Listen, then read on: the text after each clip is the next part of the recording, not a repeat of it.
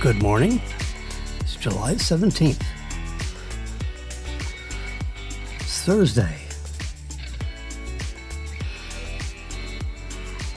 We have Epidemic Sound Instrumental entertaining you for the first 30 seconds. Yep. 17. Most people know it's July. Many people don't know it's the 17th. Almost everybody knows it's Thursday. Yeah, according to statistics. Good old statistics. Well,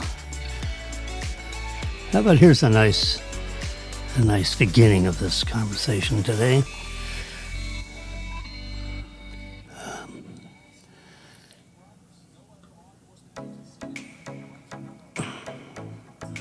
Three guesses who this is. You're not gonna believe it. Where's the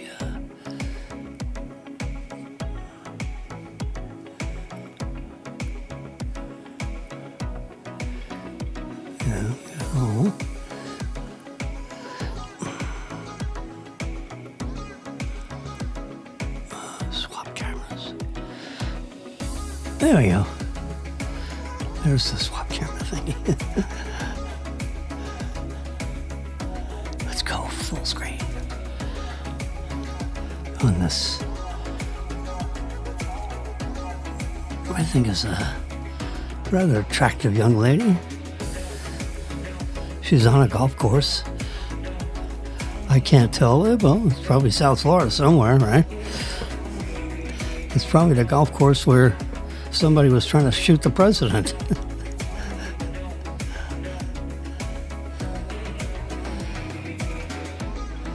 In Palm Beach County. That is the granddaughter. That is Kia Trump. Yep, and she's met her. She has decided at the ripe old age of I don't know what,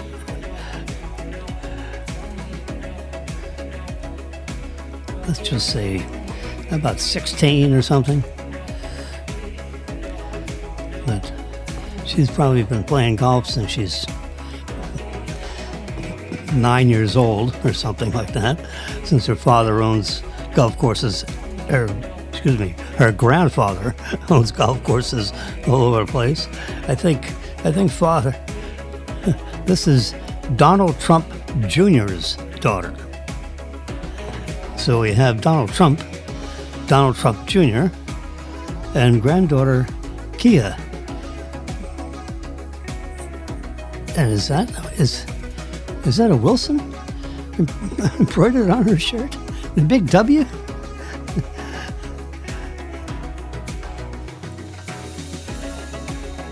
That's not Jimmy Wilson, I don't think. And there's President Donald Trump. Well, we got to say second in line.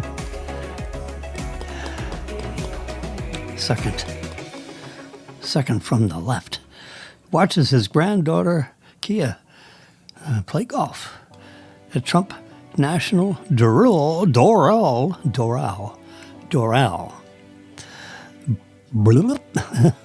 Easy for you to say there, big guy. Yeah, at Doral Country Club in Miami. Oh, boy, did he pick that up for a song. It was a condo developer, created a golf course, a magnificent golf course, right in the heart of Dade County.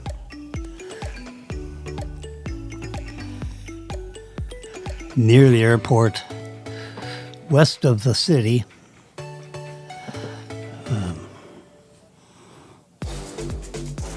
And the condo developer got in trouble, and the place was getting run down and everything.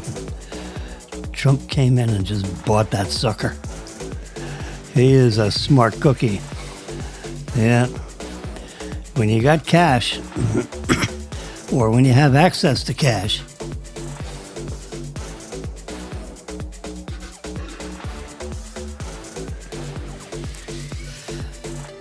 Yep, and you can move in fast.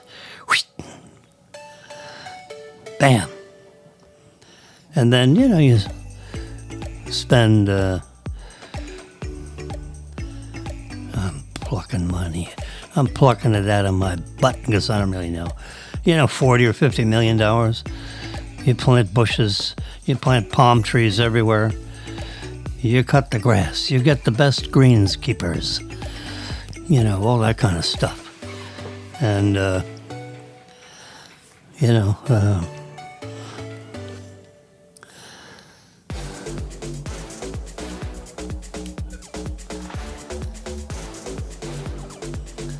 so while you're flying all over the place, and of course you had, her dad's no slouch, Donald Trump Jr. He's all over the place. And his brother, Eric Trump, is, more, I'm going to say highly focused. I don't want to use the word more because then we're comparing. And I don't know how to compare exactly, truthfully. But Eric is highly focused on managing the variety of businesses that Daddy got involved with, meaning Donald Trump before he was a president. And then he was a president, and then he wasn't a president for 4 years, and now he's president again. Only one other time in American history did we have 8 years of presidency separated by 1 year of somebody else. Yeah, the American public, I'll tell you what, they can be fickle, and, it's, I remember saying a long time ago, 40 or 50 years ago, I remember saying to people that would listen, both of them, a few of them, that the media controls the minds of America. It just does. And if you have a liberal media, you're going to have a liberally, that's probably a word, liberally. Say that 3 times in a row, and your tongue is going to go through some gyrations that it hasn't done in a while. But,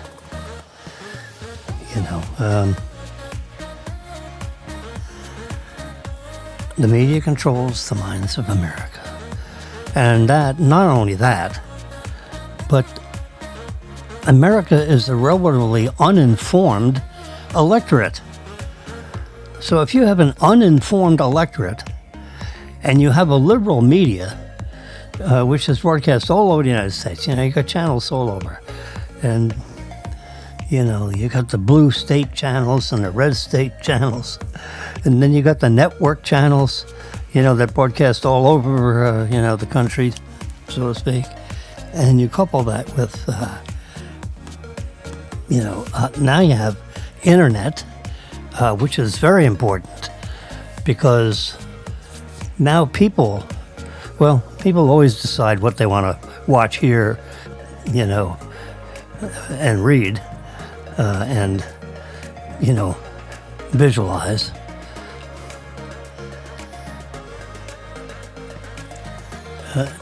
But there are, there's a variety of sources that's not controlled by necessarily big money, huge money. You have a network. If you own a network, and the news directors and the programmer directors, the programming directors, put it that way,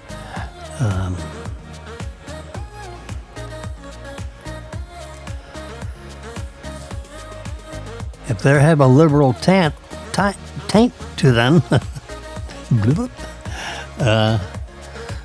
going to have a liberally biased communications situation.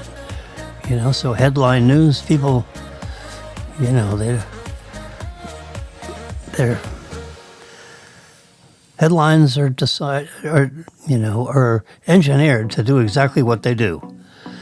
They create an impression fast, not detailed. Headline news, CNN was headline news. I don't know the statistics, but, just think of, back 25 years ago, 20 years ago. Let's not go back too far.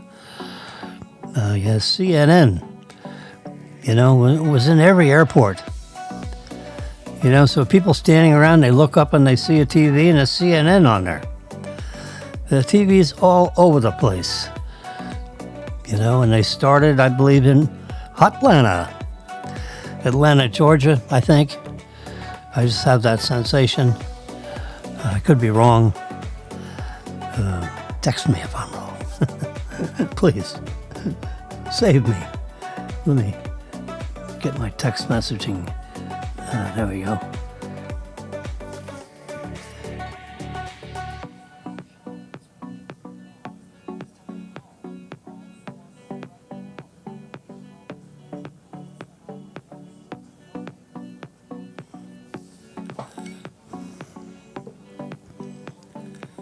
Anyway,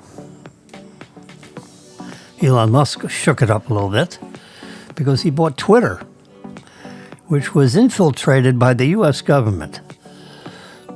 There were people, throughout the management chain, the pyramid. Every company has some kind of pyramid. Sometimes the pyramid is a little wide at the top. Sometimes the pyramid comes to a sharp point. Just imagine what I mean by that. Like a top-heavy pyramid and a pyramid. A tetrahedron.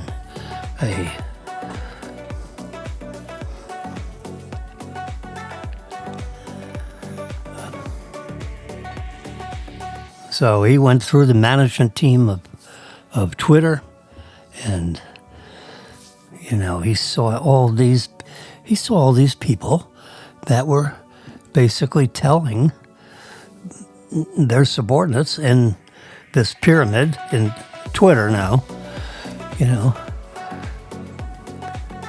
they were giving guidance on certain things, and certain people that wanted to give information on Twitter, they would be suppressed, silenced, or deleted. I still have an account that's deleted in Twitter. I can't get the sucker out. You can't talk to anybody. There's no phone number that I'm aware of. There are phones, you can be sure.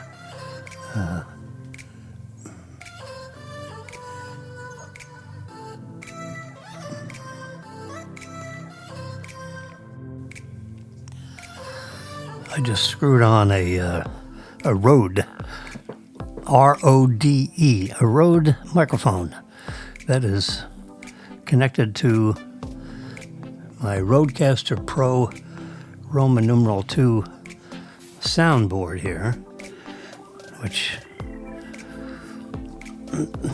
controls the sound you're hearing with Epidemic Sound Instrumental. Our copyright-free 3-hour soundtrack that, I kind of like it. I hope you guys like it. It's, kind of upbeat and, you don't have anybody singing in your face, so to speak. And it has all this, it has like a constant theme behind it. And you can turn it down, you can turn it up. I like to start off with that on full volume, if you will. Microphone off, slide that tab down, slide that tab all the way to the top. And because I know what that volume sounds like, for, the amplitude of that volume. So I try to keep that at a dull roar so you can hear me. We're streaming. We're streaming live on Facebook Live and YouTube Live. And we're 16 minutes in here. We started at like 9:03 or something. Always somewhere between 9 and 9:05, somewhere in that range. Depending on the internet and how fast we can link up and connect. And I gotta focus on doing this as opposed to doing something else. I've been Marilyn checked out of here like 7:15 this morning so she could get to all settled in her branch so she could accept an 8 a.m. Zoom call. And I'm thinking maybe it's a rotary Zoom call on Thursday. I don't know.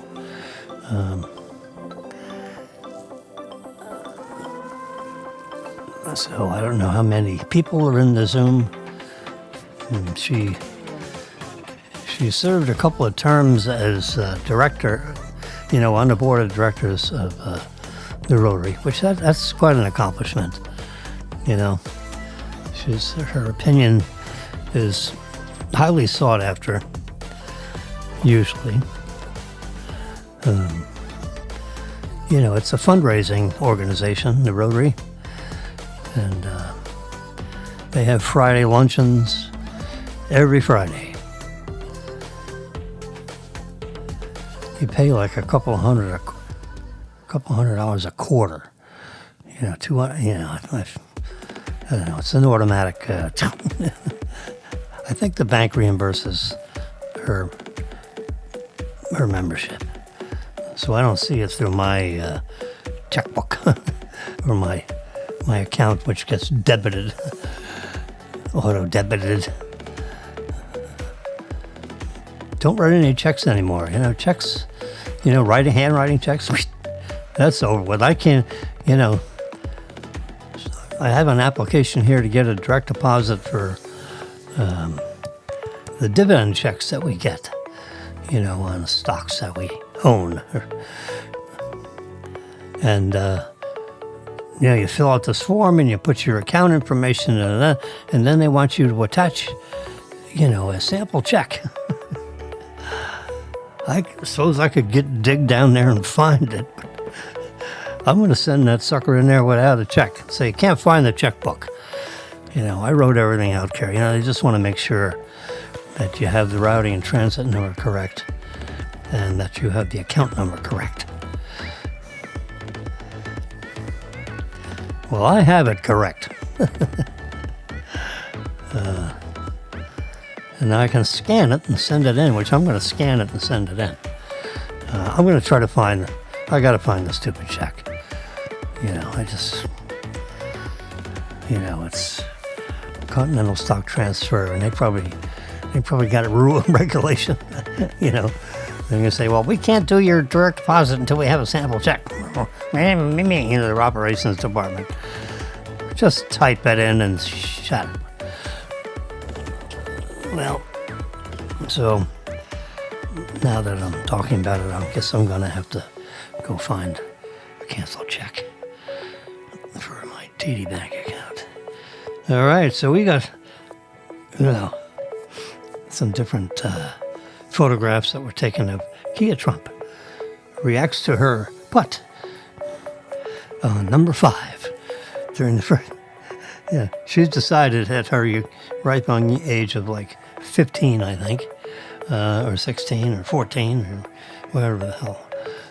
She's in the first round of the Junior Invitational at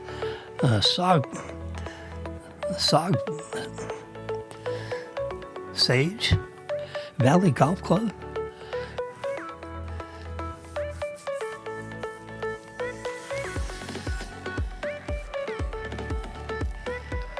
That's another nice thing if you're a family that travels everywhere.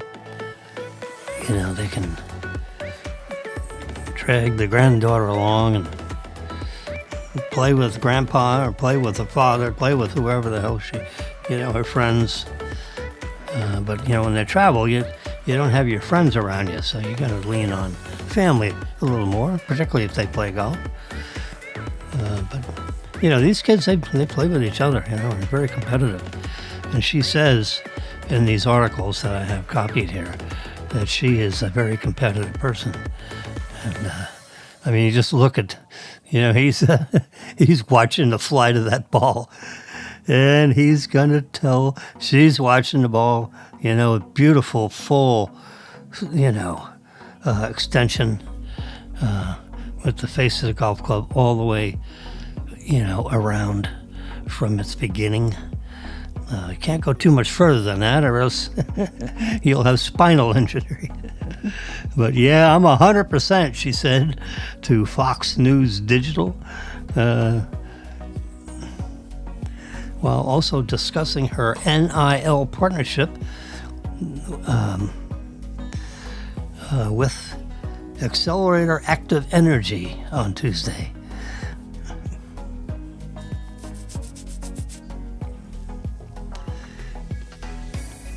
Kia Trump has 1 year left of high school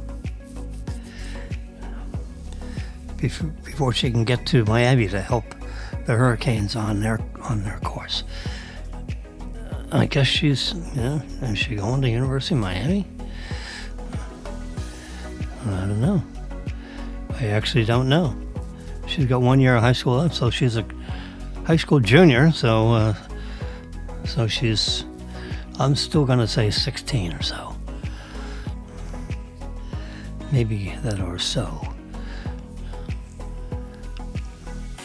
Other things in the news. We talked about golf. Wait a minute. Let's headline news. There you go. Justice Department fires Maureen Comey. Does that name sound familiar? That's the daughter of Comey, the former director of the FBI that Trump canned.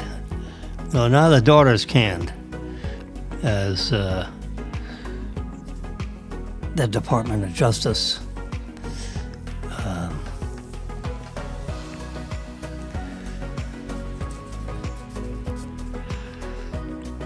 goes through its people and one by one plucks out people at a time when they can be replaced immediately.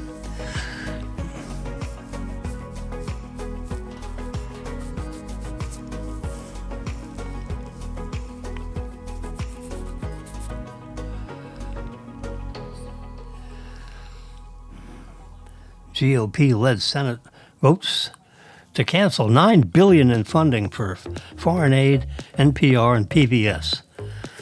Yeah, they're part of that liberal,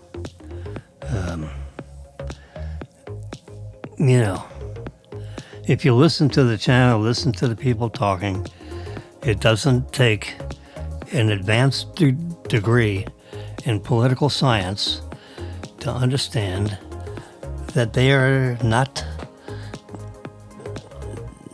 fair and balanced.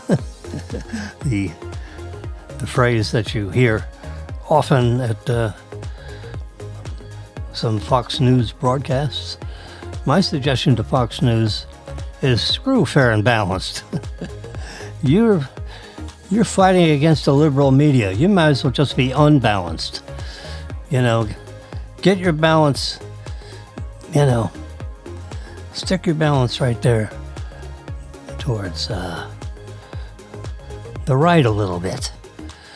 So instead of being 50-50, be, 47, be 50, 54-46. Use that as your percentage of fair and balanced. We are not going to be 50-50 fair and balanced. So to hell with it, Oh, boy. Anyway, the GOP Senate votes to cancel $9 billion in funding, and it happened to include killing the 500 million that they give to NPR. National Public Radio has their own capability in raising money, so they can do without my tax dollars. And it annoys me that I don't have a vote. I have a vote directly, but it's not like it's a company where I'm a shareholder and I can help steer, management's decisions on, I don't want $500 million going to NPR. National Public Radio is not fair and balanced by any means. They're like 80-20. PBS, same way. There ain't no 54-46. No. They've never heard of that kind of balance. And I tell you what, they're fighting, it's like they're trying to claw back this money. They try to save money, because they want it spent judiciously throughout the economic system of the United States government. And $9 billion, canceling this $9 billion compared to several trillion, people don't realize that a trillion is 1,000 billions. So we're talking about oh boy, 9 thousandths, it's actually not that much. It's, less than 0.5%, on our national budget, which is, 3 trillion. Well, do the math, take off all those zeros. People, billions, zillions, people get, they don't even know what a trillion is. I don't, I sort of know what a trillion is, but, I took statistics in college and hated it, by the way. Yes.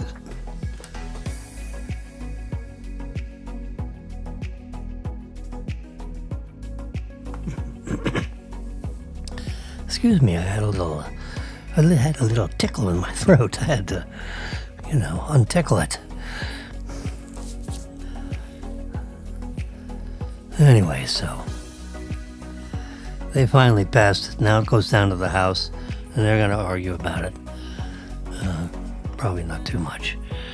They have a slight majority, and hopefully the Republican Congress people just vote for it and stop all the arguing. Everybody's got to stick together. The Democrats certainly are sticking together, so the Republicans should do the same.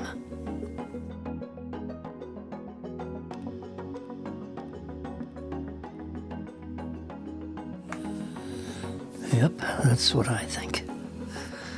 Who asked you? The vote was 51-48.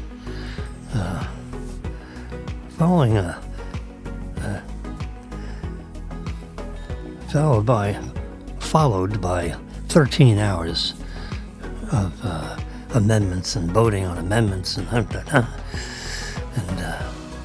course, this is in the Senate.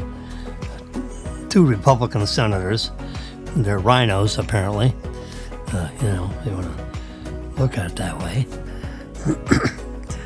Susan Collins and Lisa Murkowski voted with the Democrats to try to turn down this bill. Shame on them. Come on. But they all want to get elected, re-elected. I mean, come on, you're in your 70s or 80s. Hang it up. Make room for someone else to run an office. They don't, there's so many perks. You get security detail, you get, concierge service right to the front door of the Capitol building or around, someplace where you can't be seen underneath, the ones that march up the stairs and all that, they want the TV. They, sometimes the shortest distance between 2 points is a congressman or a senator, and a network camera. They are like magnets. Then they say their few words where they walk fast, pretending not to be wanted, because they don't have to be covered. They know exactly how to get, in the Capitol building without, the access of the cameras. It can be done.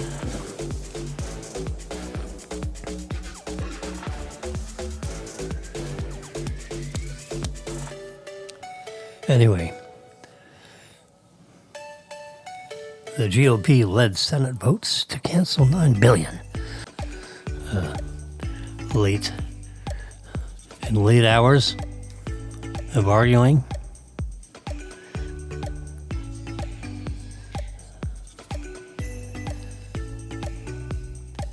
You've heard of Flight 171? I don't know why there's two of these here. Oh, this is the actual photographs. Now here's the typical cockpit,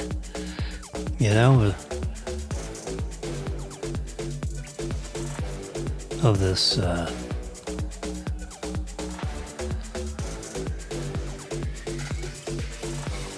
Flight 171.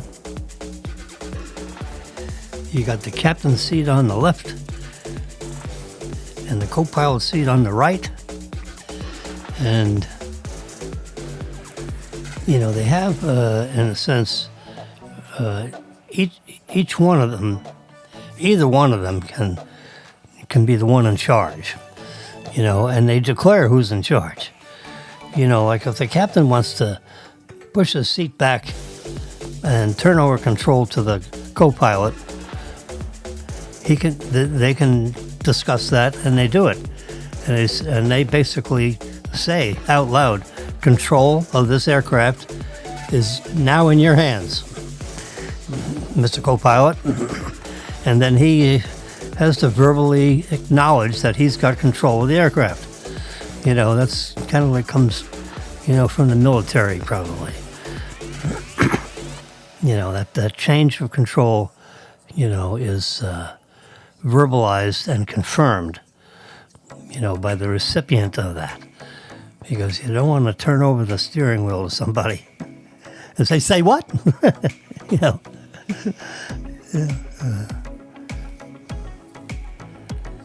But anyway, there's that central controls. They both have access, to the levers, the two big ones in there for the two engines. And they push those up and they pull them back, and it gives different thrust, different speed, different altitudes. And then, on the left side of those two big controls is another lever, which controls the, flipping the engines into reverse, so the thrust comes around back to help stop the airplane, so they don't burn up the brakes and burn up the tires, so to speak. You press too hard on the brake pedal of an airplane, and you can burn the tires.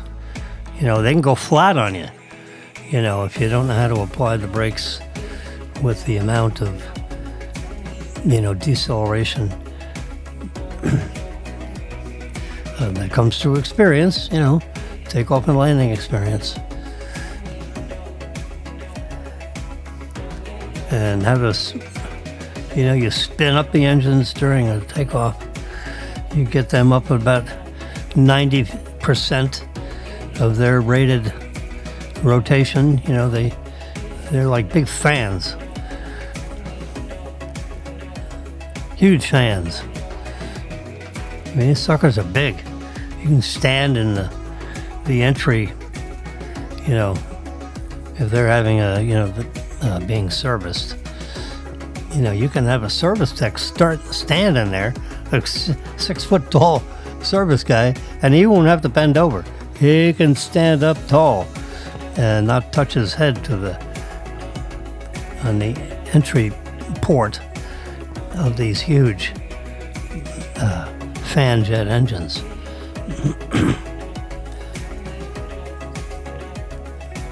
You can't be anywhere near the front of that. You get sucked in there like a butterfly. Bam! It'll screw up the engine if it sucks in a person. It could definitely. You get chewed up pretty good in the process. You will not survive that. It can suck in a 6 or 7 pound bird. 10-pound bird. 25-pound turkey. No. You'll probably damage an engine if you throw a Thanksgiving turkey in there. But it catches. These engines are known to catch a bird or two, and they'll just chew them up and keep on rolling. They are. You cannot appreciate the machinery, the machining, the precision, the bearings.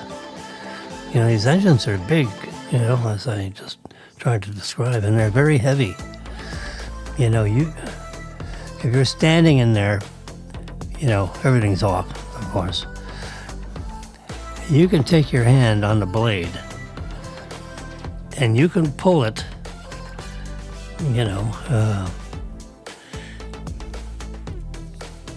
you can pull it down.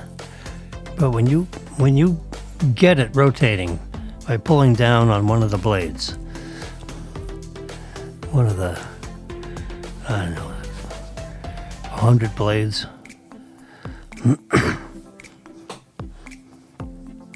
they're all perfectly balanced. You can't have anything out of balance when an engine is going to rotate. Plus the bearings have to be just unbelievable. They're roller bearings. They're not ball bearings.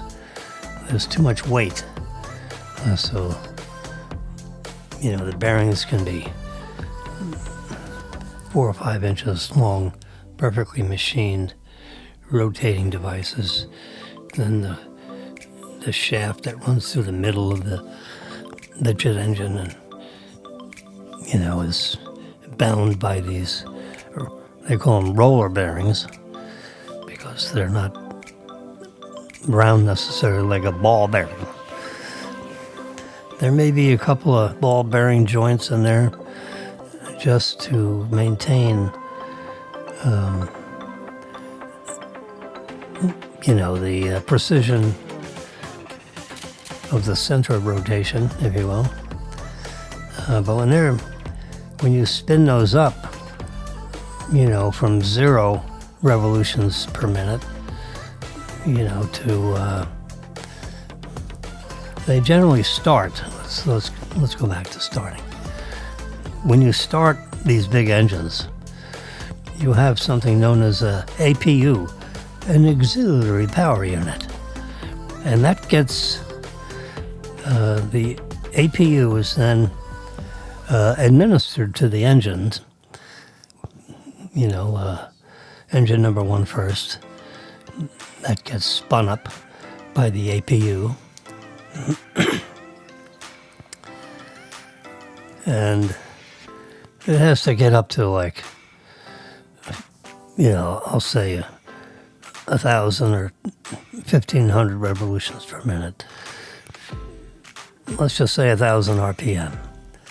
Now, 1,000 RPM, when you have this huge fan, all the compressing fans inside, you have this big flow of air that goes through, a vortex, like a tunnel, with a big opening in the front, and then it narrows down to, maybe half the size of the opening. and you have these intermediary fans, that continue to push the air as it's being compressed, because you're having a volume of air come through this front nozzle, let's say, and the air is being pushed by those fan blades into an area that is smaller in diameter, and you're getting help by intermediate fan blades inside of there, and it compresses the air. I mean, there's a huge compression. And then about 55% of the way, let's just say 50% of the way in the engine, then you have the introduction. We haven't talked about any fuel. Jet fuel number 2 is then atomized, sprayed with fine nozzles. So jet fuel number 2 is sprayed into the chamber, ignited. So now you have a constant ignition of all this fuel, that's being sprayed into the engine.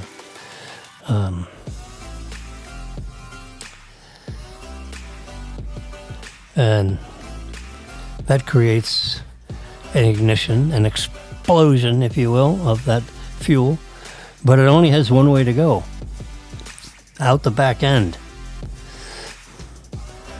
More fan blades. Yeah, there are fan blades on the other side of that ignition point, which most fan blades are attached to the same shaft as all the fan blades, behind it. And that tends to make that engine spin faster because of the ignition of that fuel.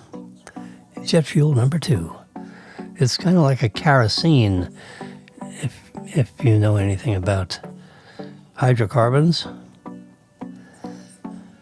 You have gasoline, right? You've heard of that. The better chemical name of that would be isooctane. It's a combination of, it's not just octane. It's a combination of, a couple of hydrocarbons that are a little lighter than octane. Some are maybe a little heavier. There's an introduction of lead, in there, where lead is introduced into the mixture to slow down combustion in your gasoline. You got low test, you got high test, in between test. Many of the cars this day, car engines are, run on low test, as opposed to a mixture of the isooctane that has a little greater purity on the higher part of the octane scale, giving it a slightly faster burn rate, which has a slightly different timing of when the spark plugs spark. Engine knock, usually has something to do with the timing of the ignition in the spark plug, for example, is not quite at the proper timing of the overall movement of a 4-cycle engine. Anyway, getting back to the jet engine, because we're dealing with jet fuel number 2. It is a heavier fuel. You know what oil is like. You certainly know what olive oil is like, right? That would be the organic form of an oil that you use to cook with. You heat up olive oil, you stir it with your spatula. It gets up to about 350 degrees, and you throw in some chopped garlic, and you saute the garlic. And you have that unbelievable aromatic experience of sauteing garlic as it bubbles as you're stirring it in the olive oil. All right, getting back to jet fuel number 2. So you have oil, not an organic oil. You have a hydrocarbon oil, which is a heavier form of the fractional distillation of crude oil, which, looks like it's black. Crude oil is generally black. You get it on your skin or your clothing, and lots of luck getting it off your skin. You'd be scrub-a-dub-dub to try to get that off, get it in your fingernails. Oh, God. Yeah, your cuticles and underneath your fingernails will be stained. It'll have to grow out. I don't know how you could clean it out. You'd need a toothbrush to try to get in there and, with a very good solvent, soap and a solvent, a hydrocarbon solvent added to the soapy mixture. Yeah. Anyway, getting back to Flight 171, circling back to the jet engines. So the APU, the auxiliary power unit, in itself is a small jet engine. And a lot of times in these bigger aircraft, you'll see a port that might be 1 foot in diameter that's in the very back end of the aircraft, the very tip. Instead of it being a tip, it's an opening, and that's the exhaust, the exhaust port for the much smaller jet engine that's attached to generators, which produce power for the aircraft. The big array of batteries in a big airplane, and the APU charges the array of batteries, which are generally set at a voltage of like 48 volt system. I think it's a 48 volt system in a cockpit. So all these devices plug into 48 volts. The car is 12 volts. Isn't that amazing? You put 4 of those in series, and what do you got? 48 volts. So the original aircraft would have 4 automobile batteries in a sense, big ones. They string them together in series, positive terminal to the negative terminal, to the positive terminal to the negative terminal. You do that 4 times, and you end up with an empty positive on one side and an empty negative on the other. Well, that's what plugs into the voltage system of a airplane. So you get 48 volts because you got 4 12 volt cells in there, 12 volt battery cells, which in itself is a series of cells. Yes, it does. It has, I believe, 6 2-volt cells to get the 12 volts. 6 times 2 is 12.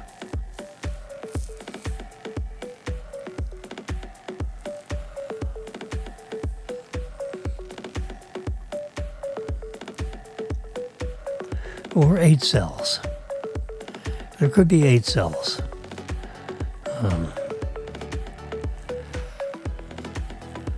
But anyway, a 12 volt battery, regardless of how many cells inside of there, it's a multi-cell compartment in a 12 volt battery. It's I'm gonna say 8. Yep, that's what I'm gonna say. I'm sticking with 8.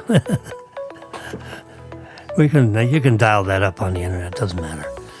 It's irrelevant. So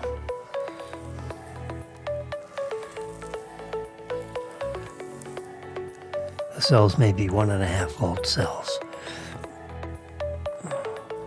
Get our trusty calculator out here. Clear it up. 1, particles. Magically 12. So let's just say 8 1.5 volt cells are connected in series. And what do you have on the opposite terminals of a 12 volt battery? Is you've got 12 volts, DC, direct current. Positive on one side, negative on the other. The terminals have a different diameter, so that it's very obvious if you got the battery backwards. Marilyn has somebody that she worked with at TD Bank. He was so proud to have his brand new Corvette, bought it brand new. When I was a kid, I had a brand new Corvette. My father brought it brand new. He drove it for about a year, and then my mother said, Bill, give Jimmy the keys to the Corvette. He's taking it to school. You don't have to get yourself another car. My father was not happy that I got title to his car. Yeah, he loved that car. Oh, my God. I said, well, Dad, just go buy another one. Nah. I think he got another Cadillac. So he had 2 Cadillacs in the driveway. Land yacht. He said, I've had enough of the Corvette. I'll just go back to my Cadillac. I'll get another Cadillac.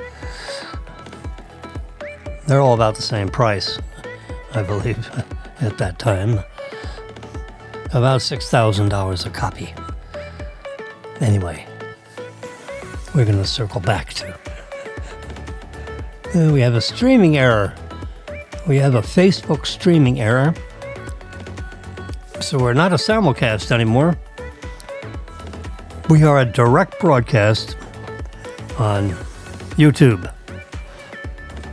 If it wasn't for the fact that I have like 2,500 friends on Facebook, and some family members, some people I know, and many that I don't. You know how this, you have to be a friend. So then you look at the thing and you say, okay, you can be a friend of mine. So you say, okay, you click an okay button or something. And all these friends that get presented to you then on screen, so you can say, hey, you want to be friends with any of these people? And then you go through that list and maybe you friend them or not friend them. Anyway, we just lost Facebook.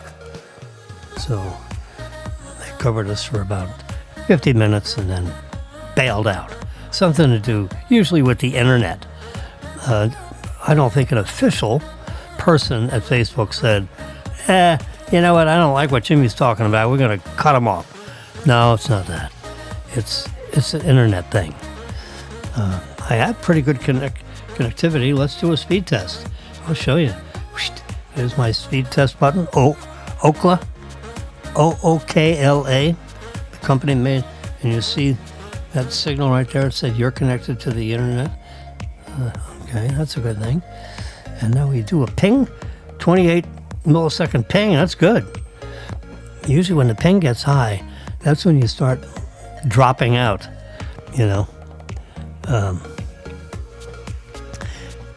lose connectivity to like Facebook or whatever. Whoa. See, it's struggling on the uploads. That upload speed is what makes us tick. As someone that wants to, have a video camera over there and a microphone here, and you got a boom, and you got, a few other iPads. I'm surrounded by iPads. I got my soundboard over here on the left. And when you do this for a while, like I'm gonna get back to flight 171. Don't get too excited. All right, speed test you see right there. 46 megabits per second. That's a key number. That's our upload speed. Right below it you see a jitter. It's a wiggle. In the internet, 21 millisecond jitter. That's not good. That's what could kick out a network like Facebook. You might as well consider Facebook a network. It is a network. Network of a bunch of people. That would be more like net play or net in between. A lot of entertaining value. Information, you keep in touch with people and family and friends and business associates. They all have Facebook accounts. They go in there and they update it with information. They take pictures. They have pictures taken of themselves.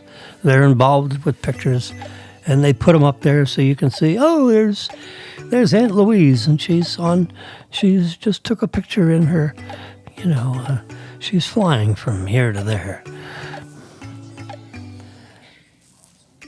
There's Jimmy in his little homemade studio there in Cafe 812 up here in Royal Palm Plaza in the very southern, 5 miles of Palm Beach County, one of the state's larger counties.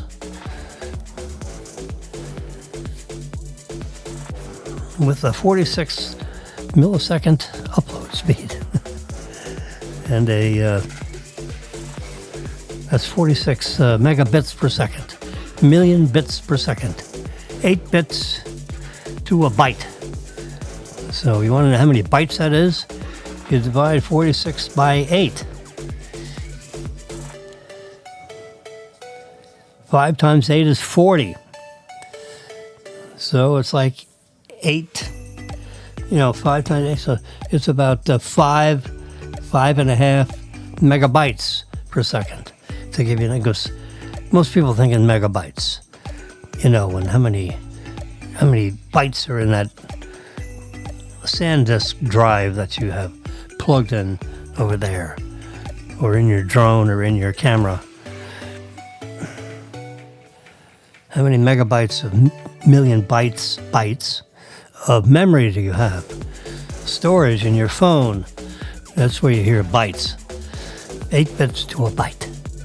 They use bits because the signal is packaged, in the internet. When the signal gets sent out over the internet, the signal is chopped up into little pellets, like little capsules. Yep. And that's how the signal is transmitted. It's broken up into a bunch of little capsules. They're all strung together. So the file gets cut up into little pieces, almost like cutting think of it as slicing a cucumber. But every slice is accounted for. And the top edge of that piece of cucumber is the beginning of the address. It's, so you have an address. They're all addressed, serially numbered little packets. And you have a beginning address and an ending address. So that way you can place that slice of that cucumber in the right position. And you have all these little thin slices of cucumber that get stretched out over the internet. And that's what you put in your mind's eye when you think about how a signal is transmitted on the internet. It's a bunch of little slices of cucumber. That's about how it goes. Now, in a case of a broadcast like this, we're called streaming. So now we're creating content here. I just showed you a speed test, and then we're going to get rid of that. I showed you a calculator. I showed you, the granddaughter, Trump's granddaughter, who has 1 year left in high school. So she has finished her junior year, That'd be the presumption. And next year, which comes up in September, imagining that, she enters her senior year of high school. And she has decided, in her words, 100%, I'm going to be a professional golfer. And she's, as a young girl, and now as a growing up to the age of majority of 18, where all of a sudden you're a young woman instead of a young girl. Right on your 18th birthday. Lucky you. The age begins of being a young woman golfer. And you're out there with all the Chinese golfers, because they start them off at 4 years old, Yeah, I mean, that's, the Asian families are very, very meticulous, and I'm sure if there's a golf talent or a sports talent, in a certain Chinese youth, they get developed. And, Kia Trump is surrounded with a bunch of golfing, I mean, they like golf. Granddad has bought, 11 world-famous golf courses, several in the United States, and a lot of them all over, Europe and Ireland. I think he owns a golf course in Ireland, and he owns them all over the place. They're about, I think the count is 11 Trump courses. Yeah. Miami's one. Yeah. He's got another one in West Palm Beach, which is where, when he's living in Mar-a-Lago, he'll get his little motorcade heading directly west of Mar-a-Lago when he gets to the Trump International Course and, in Palm Beach. It's not far in a car from here, probably a 10-minute drive, probably 5 miles. 10 minutes, 5 miles, yep.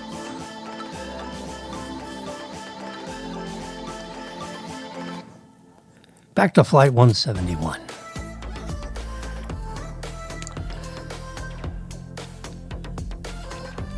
There's the control panel.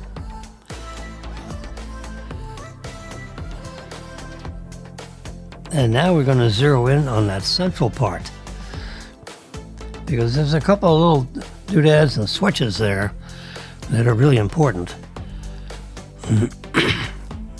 And two of those switches, when you sit down in the cockpit for the first time, assuming you're the one that starts the engines, and by the time when you're starting engines,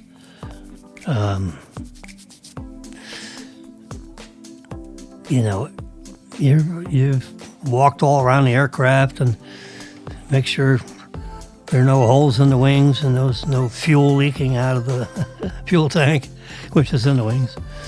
That gets sealed up by others. But, you're walking around, you look at everything. Make sure you don't have any flat tires. They got a lot of tires. You could have 18, talk about an 18-wheeler. It could be a 24-wheeler, depending on the size of the airplane. The size of an airplane like this, is about 500,000 pounds. So when you got 500,000 pounds rolling on a set of tires, which is not two, it's not 4 tires. It could be 24 tires, 18 tires. Each of those tires is, about $4,000 or $5,000 a piece. Give you an idea when they get a flat tire, because that sucker has to spin up. It's a special tire. That sucker is a 200 mile an hour tire. It's more. It's probably a 250 mile rated tire. 250 miles an hour. That's because these planes are landing at, 200 knots, 220 knots when they come in, these big ones. Yeah. Anyway, those tires have got to be, they're probably rated at 250 miles an hour. So that's why you have the expensive, materials, because that tire is going to rotate at a high velocity. It's going to go from 0 to a high velocity really fast, because they don't pre-spin those wheels, which is a terrible waste of rubber. Anyway, into the central control panel here, there's a full view of the cockpit without pilots. Then we come down here we're going to focus in on that middle control panel there, central controls. You've got the thrust levels, which is those two white handles there. And they have little triggers on them, which gets squeezed to release the brake on those levers, so those levers don't vibrate out of position, because there's a certain amount of vibration, wind vibration. The engines, they don't vibrate. They can't. Those suckers are so balanced. They are in perfect balance. Because when you spin them up to 20,000 RPM, can you imagine a fan spinning at 20,000 RPM? The amount of air that gets sucked into those engines is huge. It's huge. The engines are huge. It'd have to be, to push an aircraft like that forward, so that there's enough air over the wings, airspeed, so that aircraft lifts off the ground. 500,000 pounds. That's a lot of lift. Yeah. Well, that happens with these two white levers.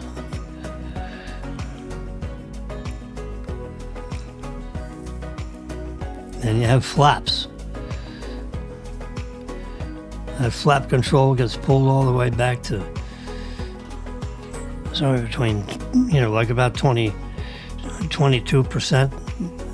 That's an angle, of the flaps that drop down out of the back end of the wings. Those are called flaps. At low velocity, during takeoff or landing, those flaps are put into position to maximize the lift at a slower speed. When you're going, when you're up to like 10,000 feet or whatever, traveling at 400 knots, let's just say 400 miles an hour, the flaps are pulled back. You don't need flaps at that wind speed, that airspeed over the wings. There's a speedometer, if you will, so that we know the airspeed of the aircraft. We know the airspeed actually going over the wings.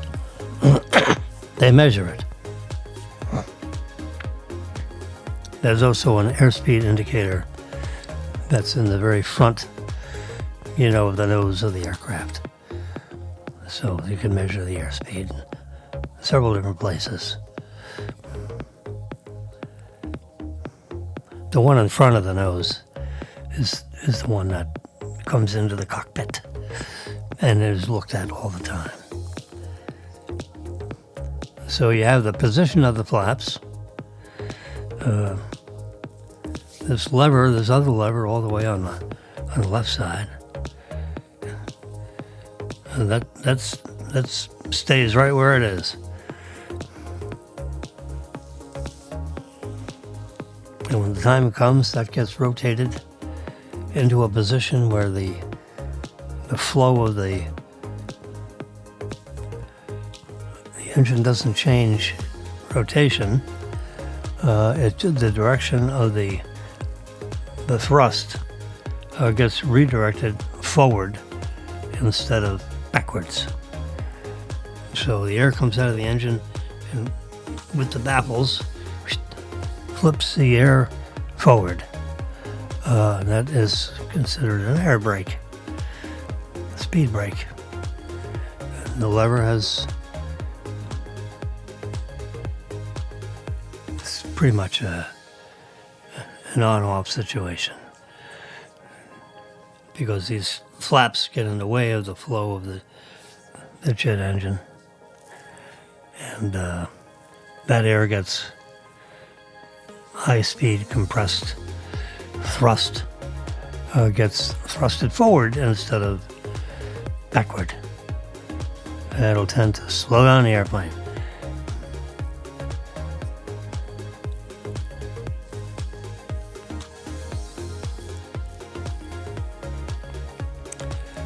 Now, the two control devices in question, you notice in the central, if you were to look sideways at it, which I don't have a sideways view handy right here. I'm trying to get this microphone positioned right. That looks about right. It's like a dentist. He aims, a dental assistant, they aim the x-ray machine. Right at your teeth. Well, that's what you're doing with the microphone here. You just imagine you're getting x-rayed but in this case you're sending sound waves into the microphone, and it does a pretty nice job of it. Quite frankly, I'm impressed with the percussion of this little guy. Has good detail in the sound. I'm going to be listening to it because I've been using the Electro Voice microphone for a long time. And this Rode microphone comes with the Rodecaster 2 as like a kit. So I got it out of its box and I'm using it. I read an outstanding review of it. You read reviews. I review these reviews. Number one, to see how they're written. And the popular ones, to see how they're written and what they say. Just the way they say it. The amount of scientific information that's exposed on these reviews and so forth. Anyway, so you have a little different sound system in this audio, video, high-definition television package. Anyway, we're looking at the central controls of a big 250-seat aircraft. It could be an Airbus 300,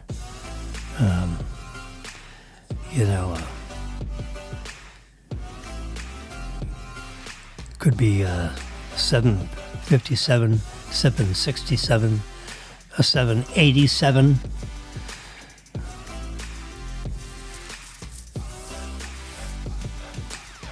They all have similar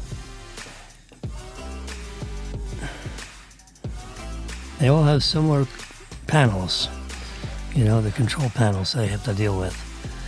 Lots of switches. Just to come back to this cockpit. This bar right in the middle across, that middle bar, that's the radio unit.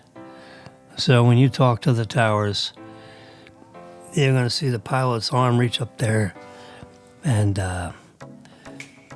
switch on to the frequency.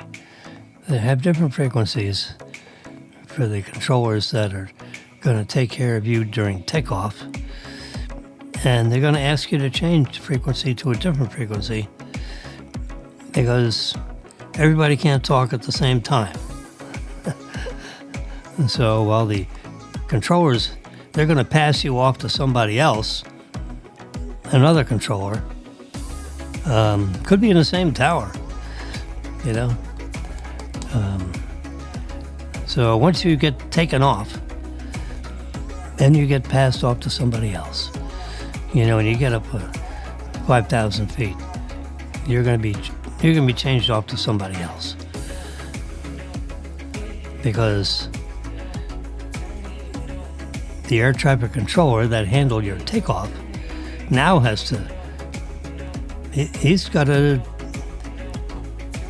turn his attention to an aircraft that, is coming in for the next landing, the next plane that's landing, for example, instead of taking off from the gate.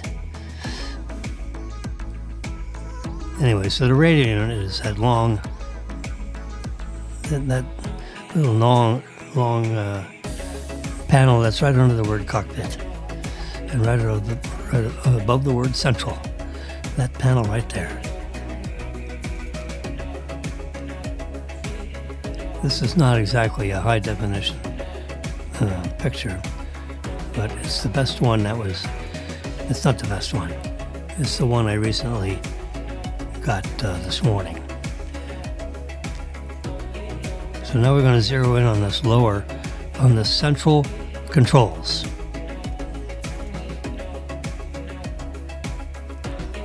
And we're going to go right down here. So you see the levers in the middle and the left and the right. We got the flap lever all the way on the right side. We got the speed brake lever all the way on the left side. You got the thrust levers in the middle, which the pilot will use his right hand to grab the white. The black is like on the control surface. The white is the lever part, which you pull forward, push forward, pull back on that.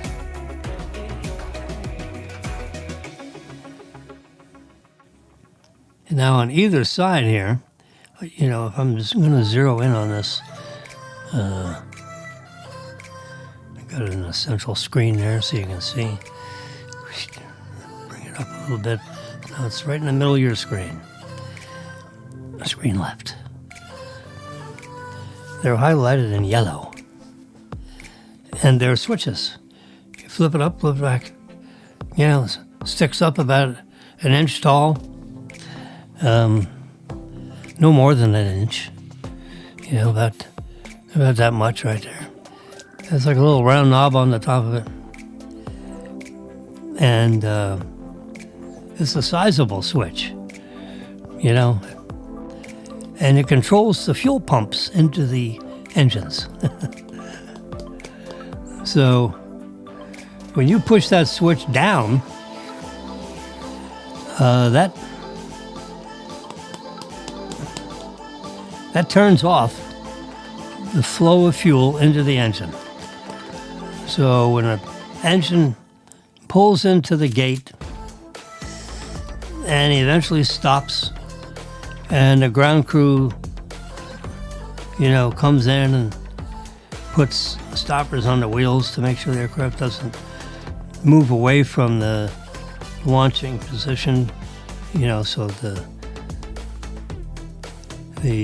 the ground crew can extend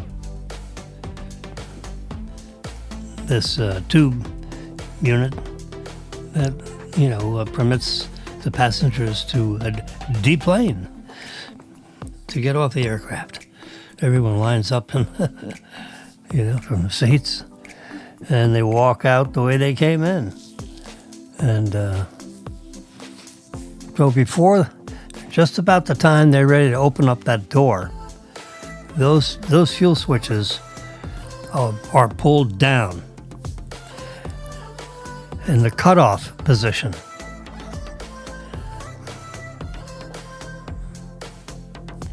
When you're ready to fly, when you're ready to start the engines, you flip up those two switches.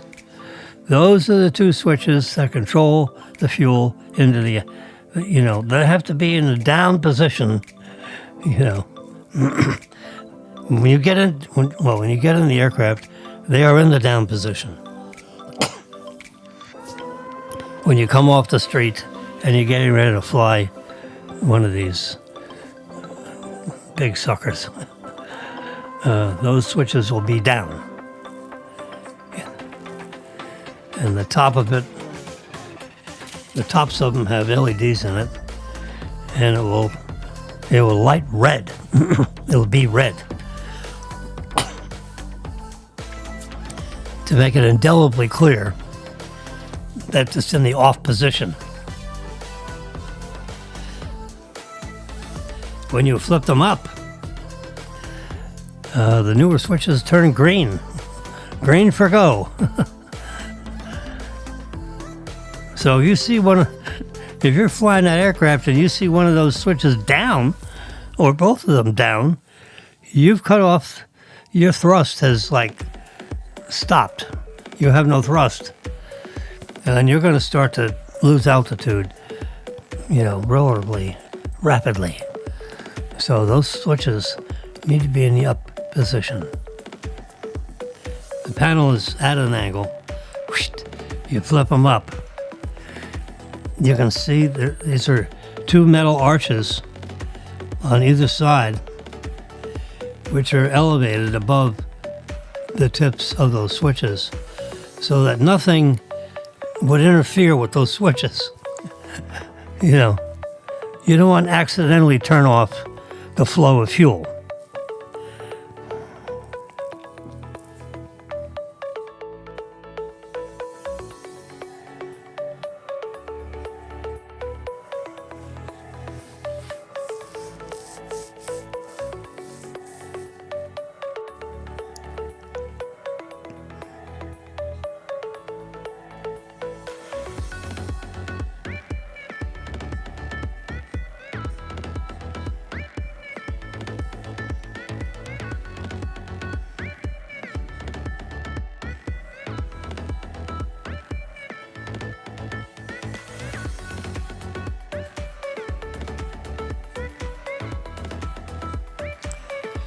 In Flight 171,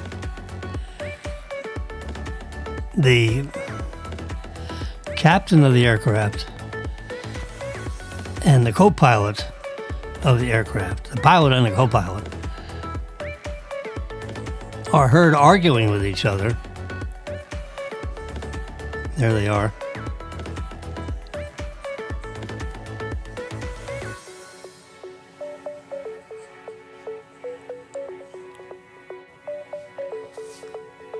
When they went through the wreckage, they found that control panel with the switches in the cutoff position. The black box reads that those switches were turned off right after takeoff, within several seconds of when the wheels left the runway. All of a sudden the switches are off, and the pilot and the co-pilot are, kind of arguing with each other on why those switches are in the off position. You don't accidentally have them in the off positions. They were turned off by either the pilot or the co-pilot. I don't think one grabbed each switch and turned them off together. But the first officer reportedly expressed surprise and panic when the captain remained calm when they were arguing about, the position of those switches. The first officer, who was flying the Boeing 787-9, that's like the configuration of the seating arrangement for the passengers. The first officer who was flying the aircraft questioned why the captain had moved the switches to the cutoff position.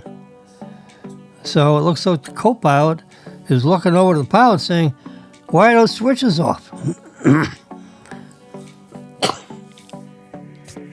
Because when you turn those off, you can notice this is not something that they experiment with.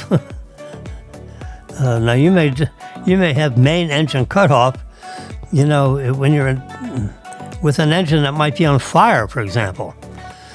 If you're wondering why those switches are in that position, so close to anything else that's going on in an aircraft,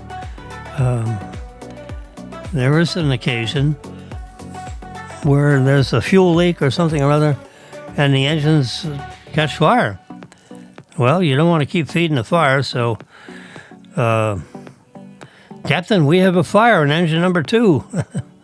The engine, the oil pressure is way up and temperature is way up. We need to cut off engine number 2. And so you spin the engine down, which you address this lever.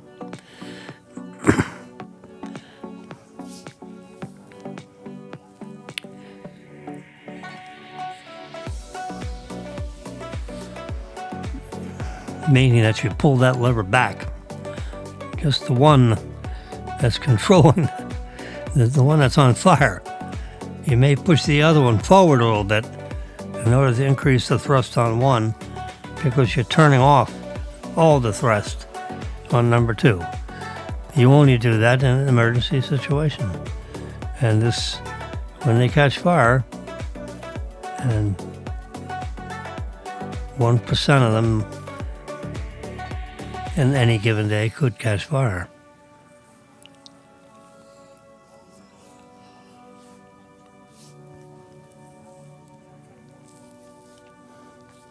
When you're done with the aircraft and the cleaning crew is in there, both those switches are in the down position, which is cut off. Clearly marked in white paint, cut off. Cut off.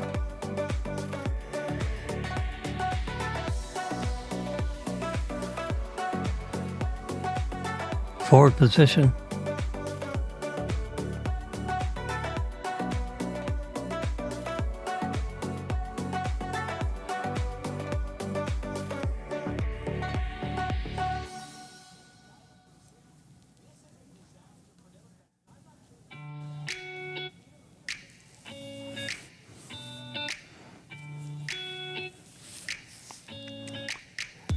So that's why that sucker went down, because you need maximum thrust. Takeoff is the highest risk part of flying. So if you're afraid of flying, you want to be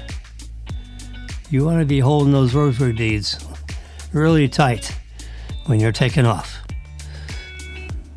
if you're so disposed. Yep, because there you're going from 0 to 400 knots.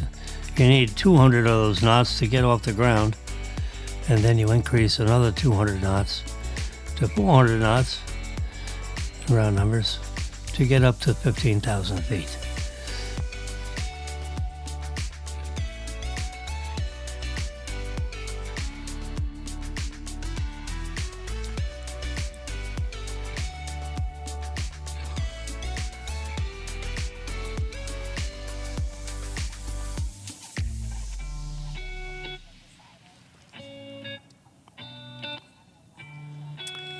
So that's what I've discerned from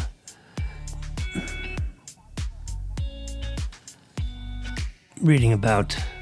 That was a little headline news this morning. I came up on Flipboard that they've got a preliminary report coming out, and they are reporting that both those switches are in the off position and would be the cause of the crash. The question is, who pulled those switches off? They were on. In other words, to get enough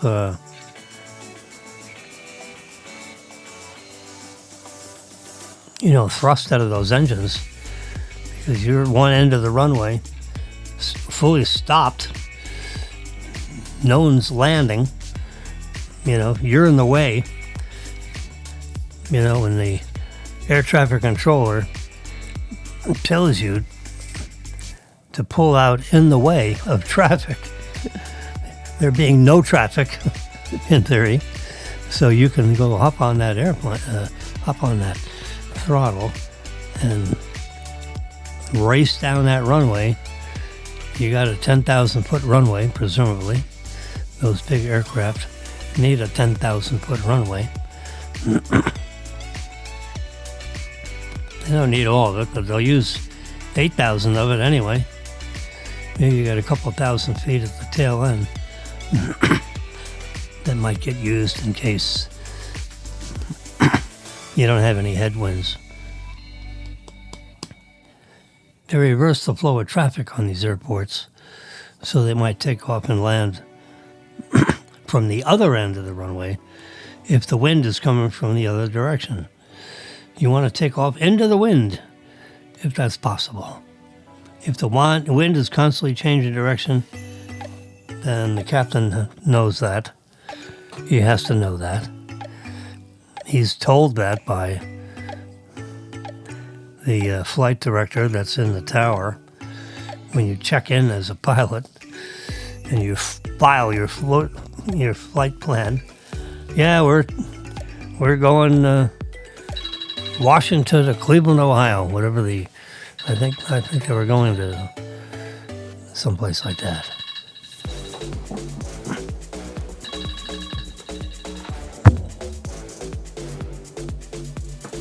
There we go.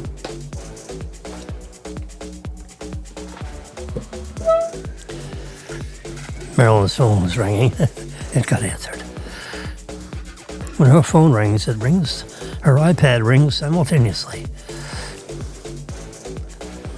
They're linked up. You can actually answer her phone calls on the iPad.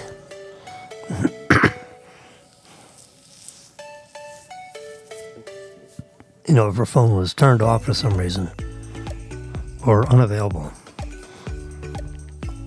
Became unavailable. It is a transceiver. Phones are transceivers, transmitters and receivers.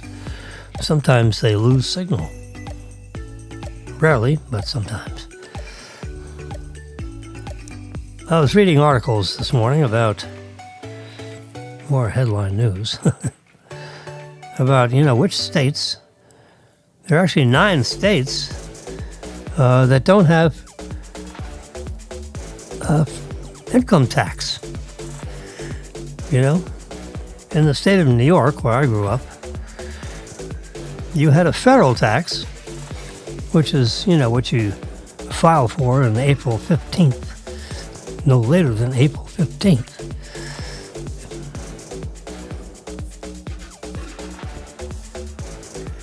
And New York State has a state tax also. When I was a kid, the state tax, I think, was like 10%.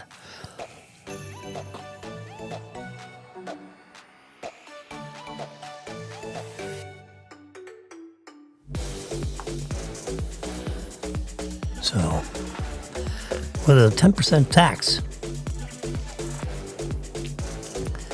and that's withheld. So every paycheck, 13% of your income gets some percentage.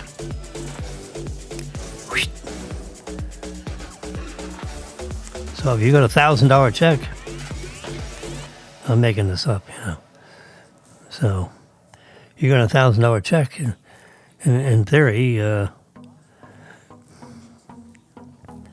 let's say you're in a, let's say you're in the 10% tax bracket. Let's just make that up. Well, in New York State, whatever your federal tax is,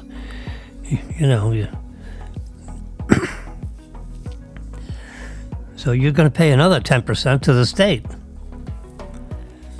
So let's just say it's the federal tax rate, is 13%. So if you got a $1,000 check, $130 goes out for the feds, and $100 goes to the state. So now you got $230 taken out of your check.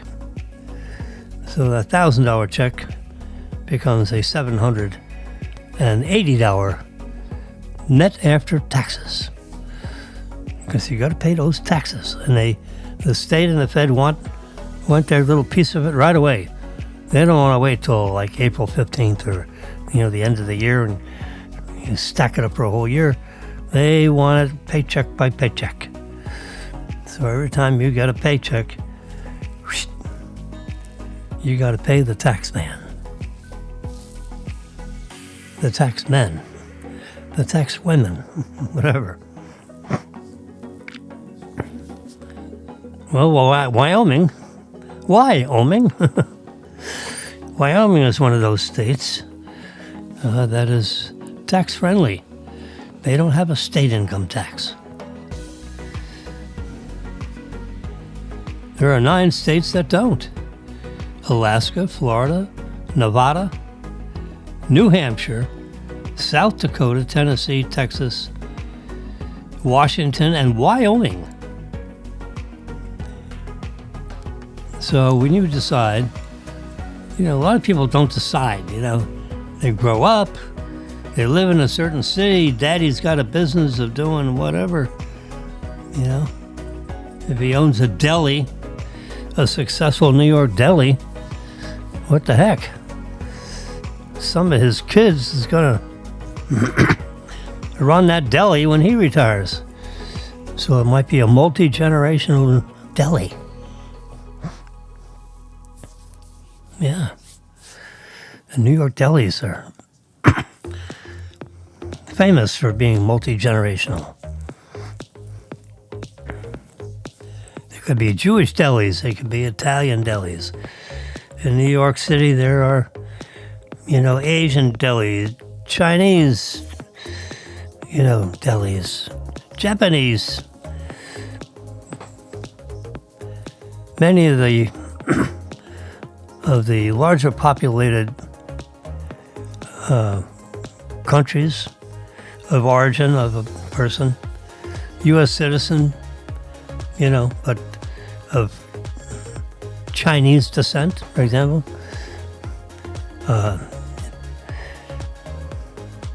Jewish students and descendants, they're popular in delis.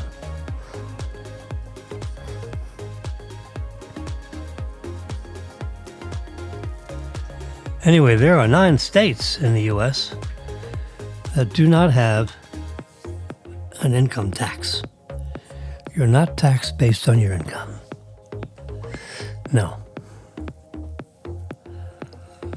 So when people leave the Northeast, the North, or the Northwest,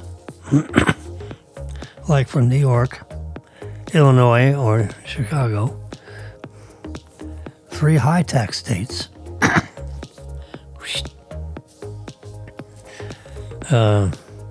many people that live in California, moved to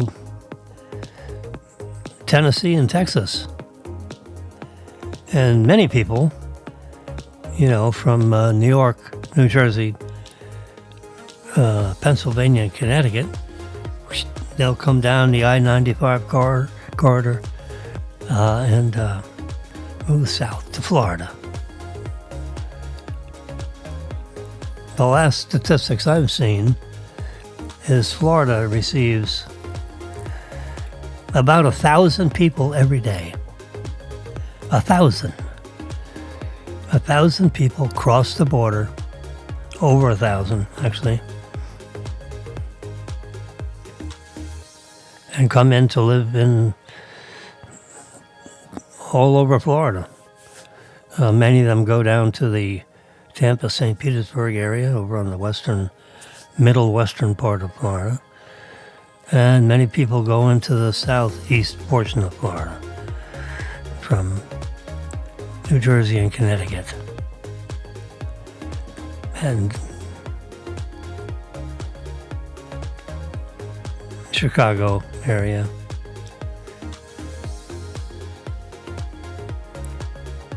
And then you have what's remaining, which is the people. Then you got a third that gets spread all over the state. Like in Orlando and Jacksonville and the Panhandle. So about a third of that 1,000 go to the Tampa area. Another third go into the southeastern part of Florida. And a third migrate into the Panhandle, Jacksonville, Orlando triangle, that portion of the state of Florida. It's about a third in each direction. Florida gets more people from the northeast than we get from California. Although there are a number of people that move in here from California. Texas probably gets the biggest piece of California, followed by Tennessee.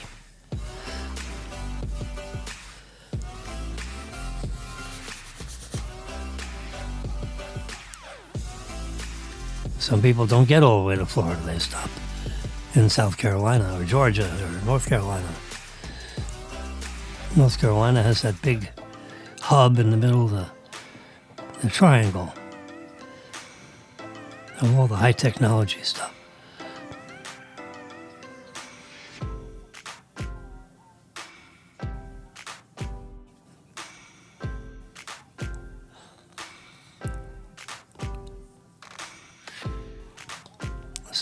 So I saw that Wyoming sign, and that perked my interest. Other stories is Powell is under Jerome Powell is under he's a Fed chairman and he's under pressure. Trump likes to call him too late because he's always too late. Not too late to meetings, he's too late to adjust interest rates. And of course, Trump wants them turned down. If you turn down the rates, he had to raise the rates because inflation was up around over 9% for a while in the middle of the term of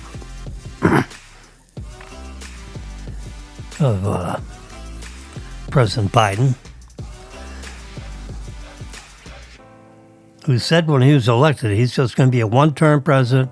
I'm going to be a transition president from the jaws of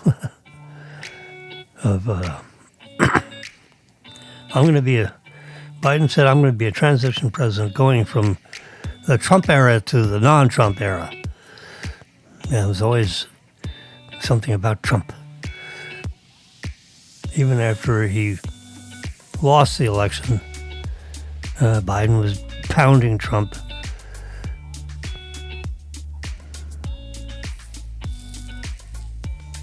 Anyway, Jerome Powell was hired during Trump's first presidency.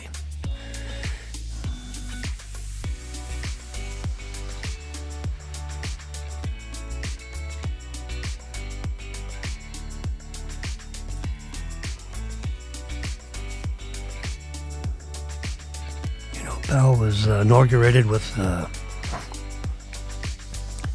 taking over the Fed and all the stuff that was going on.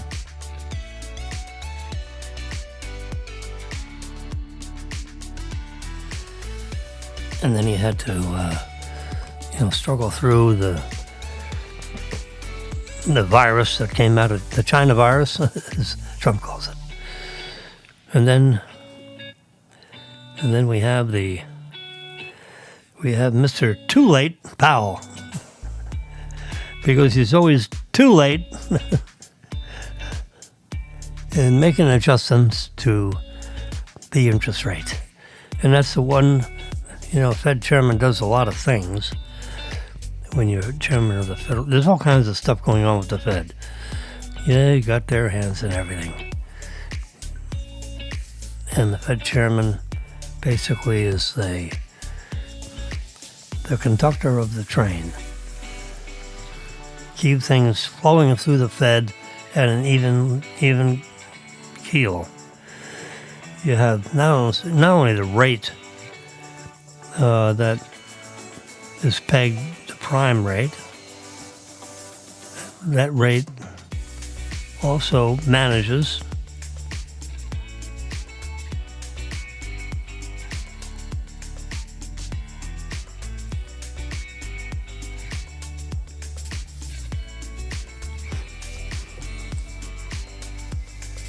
the interest rate on money is something that adjusts the entire economy of a country,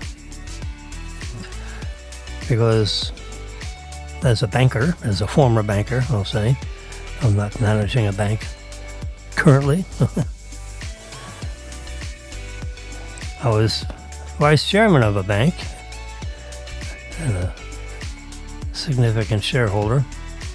I was CEO and vice chairman of Southern Security Bank. Yeah. With Phil Motter. And he was the chairman of the bank. I was vice chairman. There's a chairman of the Fed and there's a vice chairman of the Fed. You generally don't hear about the vice chairman because the Fed chairman is the one that delivers to whether interest rates are going to increase, stay the same, or start to decrease. So when you've had an ever-increasing interest rate environment, now it's come down from 9.5% down to its current level.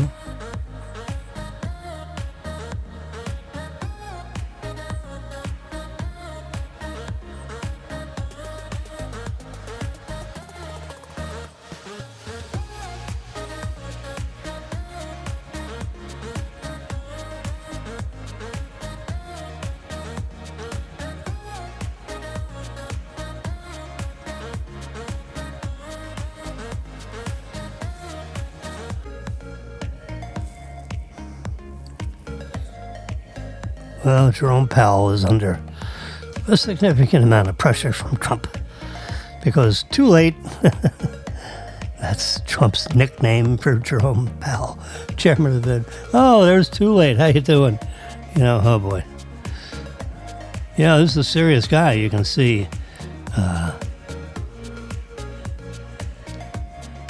he's, they're a mix of, a banker. He might have started out in banking, ended up in the Fed somehow. Economists, many Fed chairmen are economists. They know about the economy. Well, they should. Not many of them have business backgrounds. Most of them, if they come out of business, it's the treasury business. Worked in the treasury department of a bank, for example. So you get to know Fed funds and buying and selling Fed funds.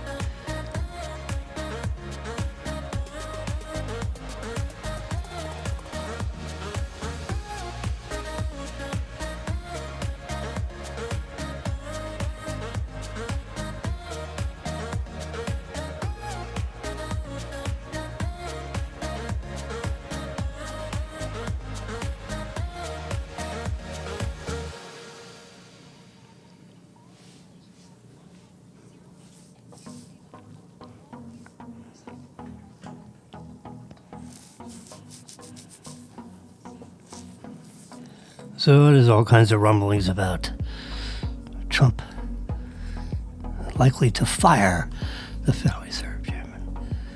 And that was in a very small group of people. That idea was floated into that group from the White House staff. You know, the president has a staff in the White House. Many people in the cabinet that float in and out of the White House. And they float in and out of the Oval Office, I'll say. They have their own offices, but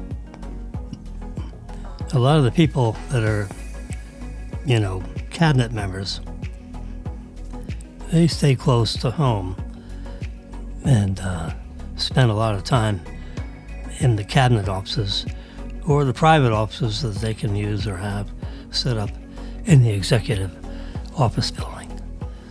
Yeah, that's where they would office themselves. If they're into Washington, D.C.,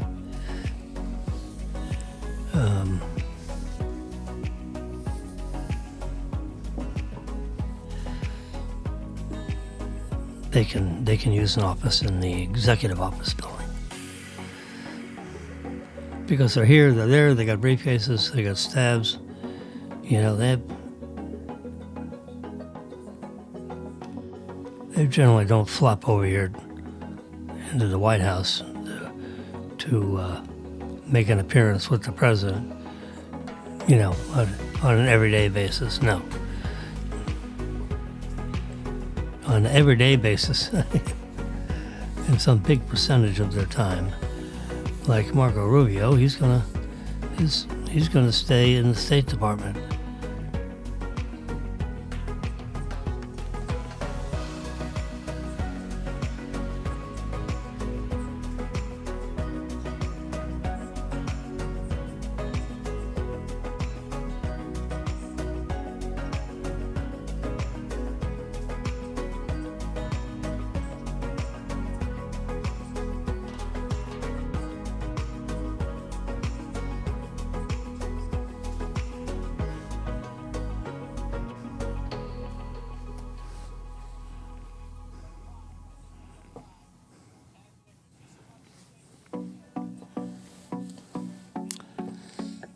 We got another couple of days closer to, you know, the design of iPhone 17.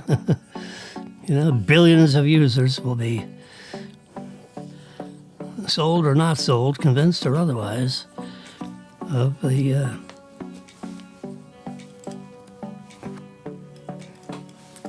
sitting here in my pants came undone. Yeah, that's a first. I don't know why.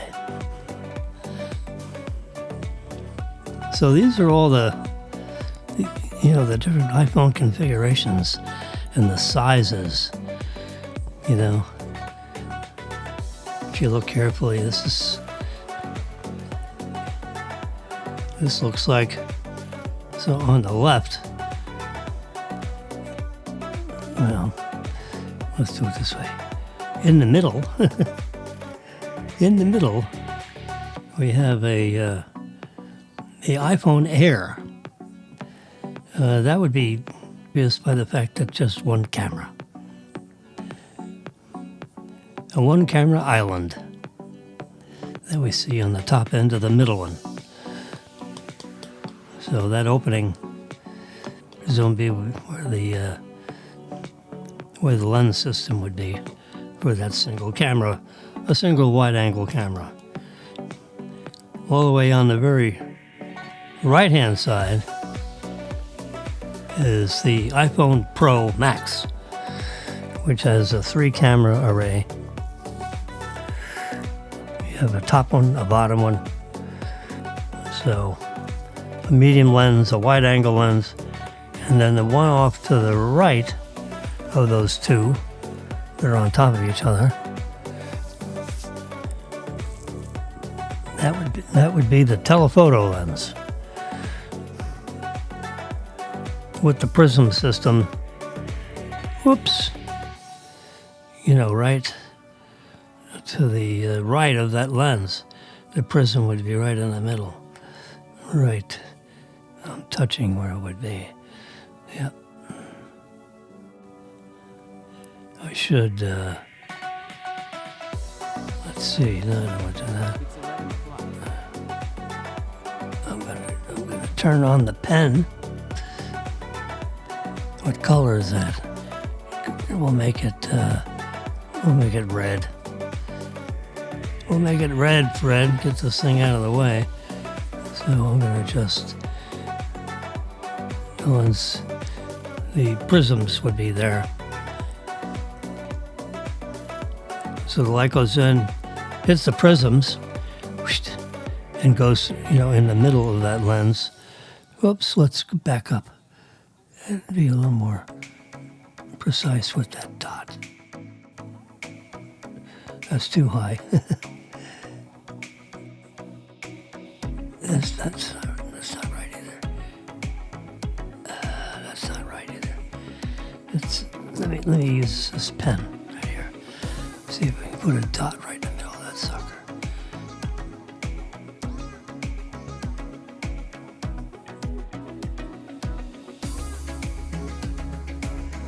That's the closest yet. Get rid of that dot.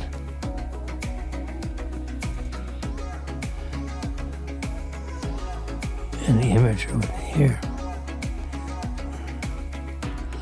Wow.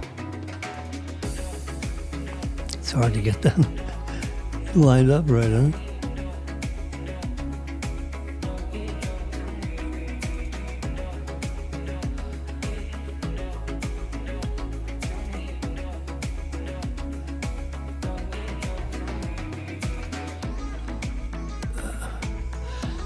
Actually, that would be a short line.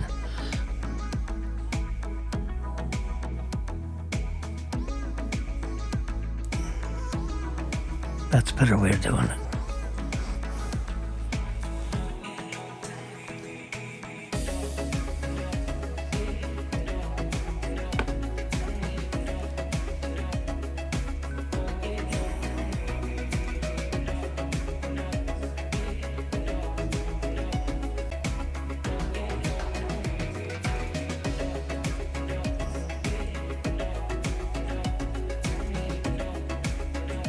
There you go.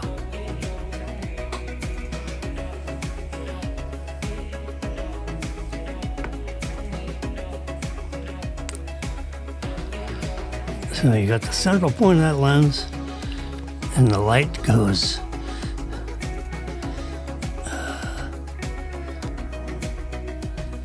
rats, I don't like that at all.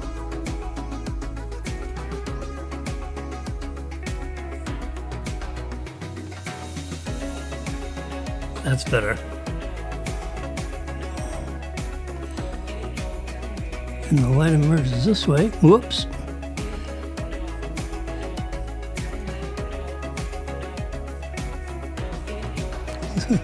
A little lesson in penmanship here. All right, so now we're gonna, we're gonna draw a line. Wow, is that still that big? Let's go down to the finest point possible. Oh, God. Let's get rid of that.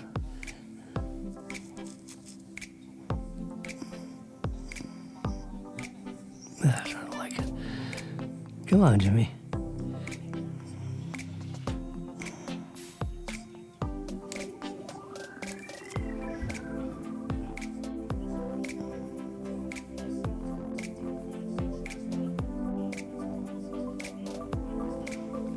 There we go. I'll just leave it at that. It's good enough. Done. There you go. The light goes in the middle of that lens, shoots that way. So the imager is perpendicular.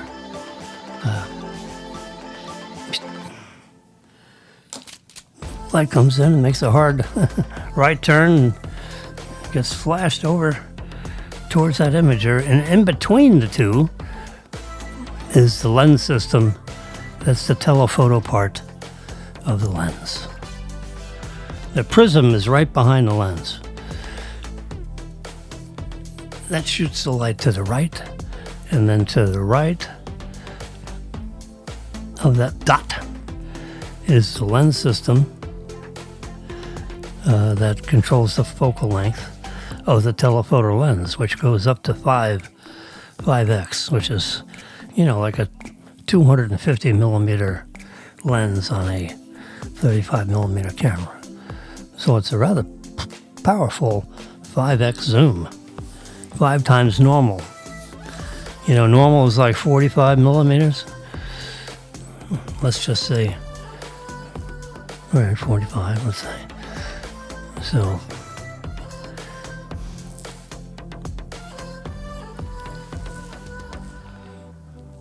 five times 5 is 25, right? 5 times 4 is 20, so split the difference.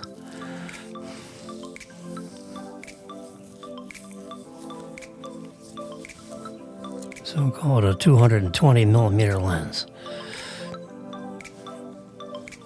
225 millimeters. That's a pretty good sized telephoto lens. It is image stabilized. So the electronic circuits, where there's one element of that lens system which moves in the opposite direction of your hand movement. So that if you move to the left, the lens system will make an adjustment, to the right, so that the subject doesn't jitter as you're jiggling. So it takes out the jiggle in all directions. Left, down, up, right. Yep. 4 directions.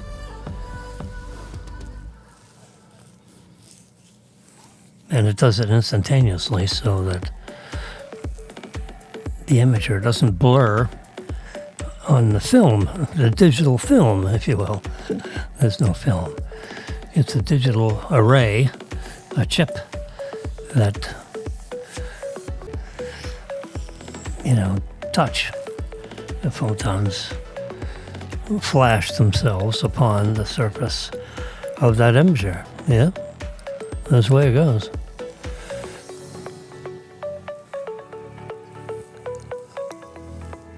And that crude little depiction I have on the back end of a mold for the cases, that's what that looks like to me. The case manufacturers have to get the dimensions. I'll cancel all that. Discard the changes, yeah. Oops. Ooh. Yeah. I guess I didn't want to do that. We got all kinds of crap that I did with this thing. There we go. We gotta make those lines parallel, right? We gotta rotate this just a tad.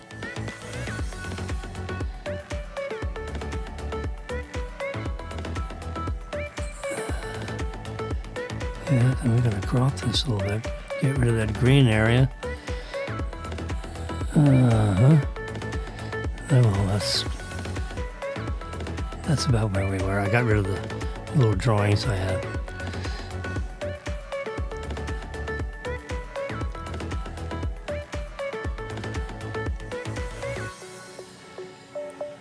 I should do it on this one. Draw pictures on this one. I think I will. But not now.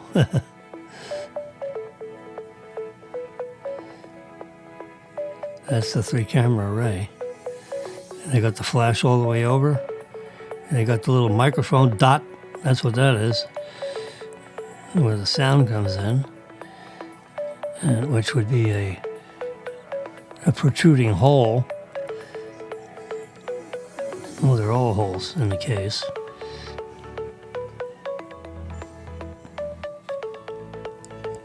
But that hole is, on the back end of that hole underneath would be a microphone.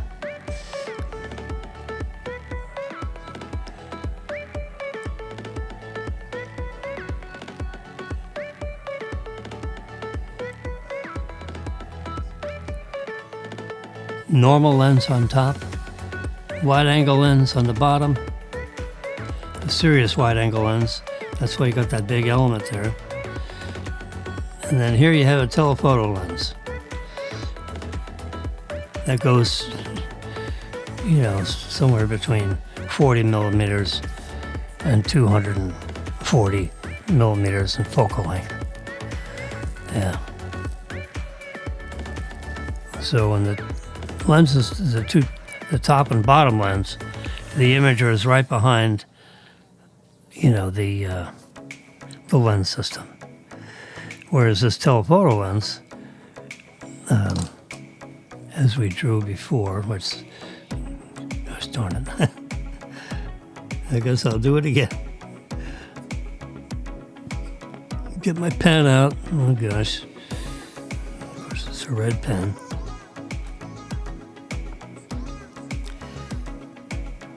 We got a fine point on this sucker.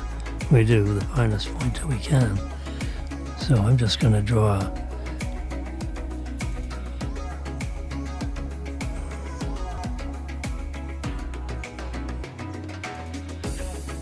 there you go. The light goes that way, and then it interfaces with a imager. That's right there. That's much better.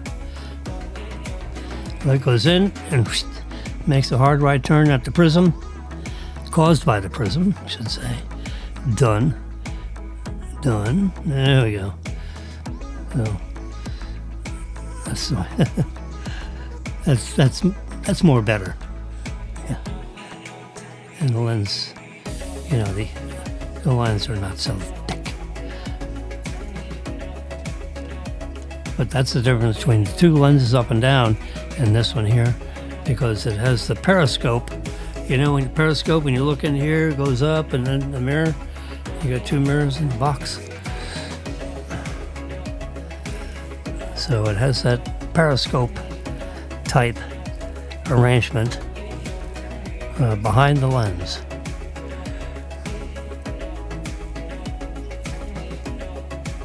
So you have a primary lens that's above the prism. Light goes in. Then the prism directs the light to the right, and there'll be a lens system also at 90-degree angle from that lens that'll deal with the telephoto part and the image stabilization. That'll probably occur between the lens and the imager, along that red line somewhere, underneath the shell of the camera, of the iPhone. These things are, the iPhone is a unbelievable computer that also takes calls, which, you spend a lot of time on an iPhone. I mean, God, I spend a lot of time on the telephones. And back in the early days of cellular, which is, I had this brick, which is a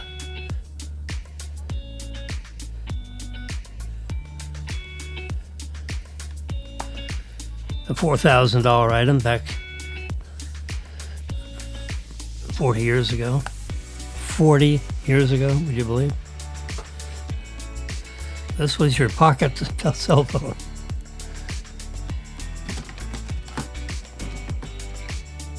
Needless to say, you had to have a big pocket. That was a couple of pounder. It probably weighs 2 pounds. $4,000 in that sucker. That's just for the phone, and of course, you wrote a check for that. They didn't have monthly payments on the phone. Yeah, just write a $4,000 check, bam. I bought one for me and one for Curtis, my boss. He was the president of South Coast. I was a senior vice president, probably. I forget. Nowadays, the phone costs half that. $1,000, 25% of that.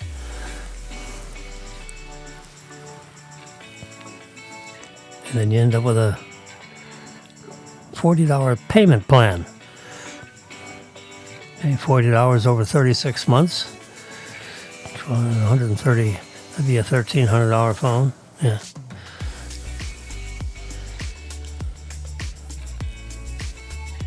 Then you add the cellular charge, which probably be,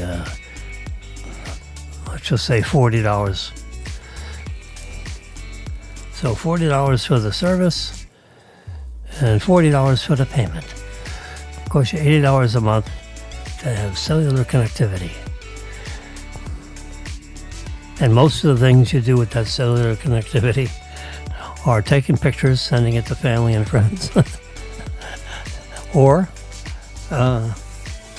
text messaging back and forth to all your employers or employees, depending on where you are in the management chain. And I love text messaging because you can put a little package of people together. You want to hit this group of 5 people, you have them in a nice little group. And